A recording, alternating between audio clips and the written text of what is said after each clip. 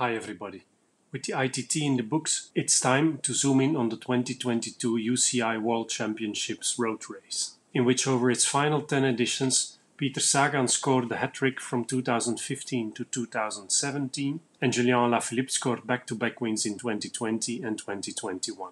Other riders who managed to cover the rainbow jersey are Philippe Gilbert for Belgium, Rui Costa for Portugal, Kwiatkowski for Poland, Valverde for Spain and Mats Pedersen for Denmark. The course of this year's road race is a 267k long, featuring nearly 4,000 meters of elevation gain, so we can safely speak of a long and tough day in the saddle. The course starts with the Mount Kira climb, which is too far out to be decisive. Then they'll enter the 17k long Wollongong city circuit, which they'll ride 12 times. The most notable feature in the city circuit, aside from 90-degree corners, is the combination of Mount Ousley, which you'll remember from the ITT course, and Mount Pleasant, which is slightly over 1 kilometer long at a 7.7% average gradient and with 250 meters of it well above 10%. We can expect this climb to do some serious damage to the field and to be decisive for the outcome of the race. Looking at the starting field, I can't imagine them to wait for the last Mount Pleasant climb to blow things to pieces. Here's what Pogačar had to say in a pre-race interview with Wielerflits. Many riders can win the Worlds, especially this year on this route. You always have to gamble. You always have to wait and see how things fall that day, because you never know what to expect. That being said, here's the betting odds at the time of recording, with Van Aert, Pogačar and Mathieu van der Poel being the clear favourites. Following the ITT, Almeida dropped out of this list and Hayter moved up.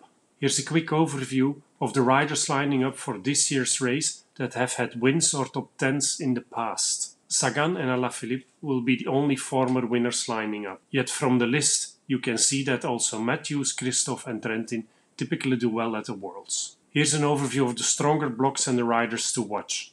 Starting with Australia, who have no reason not to get entirely behind Matthews on this course. He's riding on home soil, which should give him some extra motivation on top of the recent boost he must have gotten from his win on stage 14 of the Tour de France. Team Belgium is led by Wout van Aert and Remco Evenepoel. Will they go for the Remco attack with Wout following wheels behind?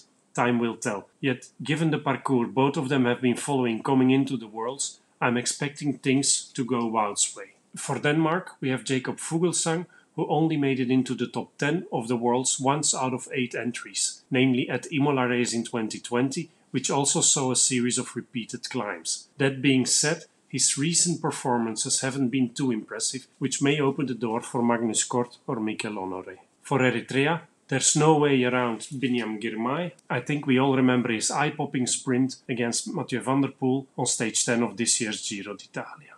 The French still have to make their final selection, yet whomever they choose, they'll be lining up with a lot of firepower and, in my opinion, the strongest team at this year's Worlds. With Cosnefroid being flown in at the last minute, I actually expect the team to revolve around him. Note he has won the Grand Prix Cycliste de Quebec earlier this month, ahead of Matthews, Girmay and Van Aert. Then, also Sivakov and Laporte can be lethal on these short, punchy climbs. Alaphilippe's forms then is a bit uncertain, following his crash in the Vuelta, yet then again he's a master at excelling when it matters, and especially at the Worlds. Remember, he has 4 top 10s, out of which 2 wins out of 6 participations, which is pretty impressive. Over to the Britons, another very strong block, with Fred Wright, who's been mixing it up in the top 10 in a lot of Vuelta stages, and Ethan Hayter, who's taken away all doubts about his post-Covid form during the ITT, by clocking the 4th best time despite having dropped his chain on stage. The Italians have a lot of potential too, with Trentin, Bettiol and Baggioli, who came 3rd behind Pogačar and Van Aert in the recent Grand Prix Cycliste de Montréal, a 220k race with lots of repeated climbs. The Dutch will be all behind Mathieu van der Poel, who prepared in a slightly different way compared to his competitors, by winning the Stadsprijs Gerardsbergen,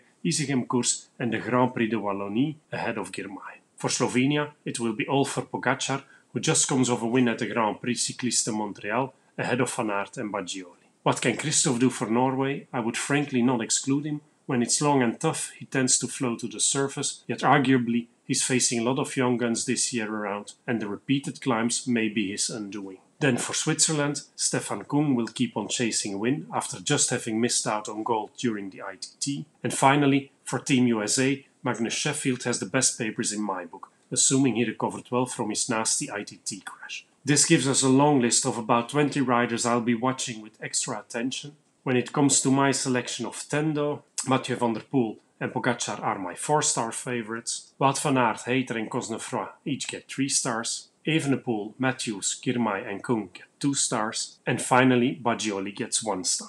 In terms of podium prediction for the Road World Championships 2022, I'm going with gold for Mathieu van der Poel, silver for Pogacar and bronze for Hayter. I'm confident that Wout van Aert will wear the rainbow jersey one day, yet hoping he proves me wrong. I just have the feeling it won't be this year. Thanks for watching, leave your thoughts in the comments below, like and subscribe, and see you next time.